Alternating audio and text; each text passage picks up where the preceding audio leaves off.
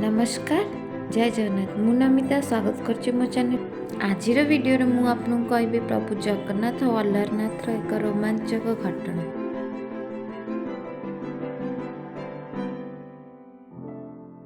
जगन्नाथ जेबे जरे पड़ी था 108 कलश पानी गाधेकिना सेतेबेले तांको दर्शक माने बिना दर्शन करिकी फेरी थांती आउ एया प्रभु को जमारू भी भल लगे ना।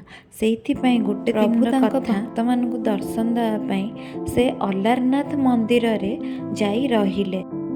ब्रह्मगिरी पहाड़र अल्लारनाथ मंदिर रे भक्त माने जे प्रभुंकर एई स्वरूप देखिले से एक रोमांचक घटना थिला।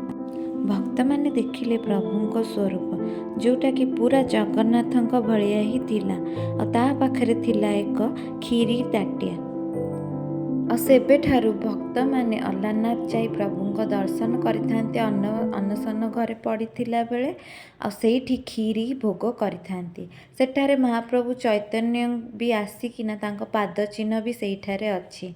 तो एही भली हेले आम प्रभु जगन्नाथ। आपण मानकु जति एई वीडियोटी भल लागिला तेणु मो चैनल को लाइक शेयर और सब्सक्राइब करिया को भूलंतुनी। जय जगन्नाथ।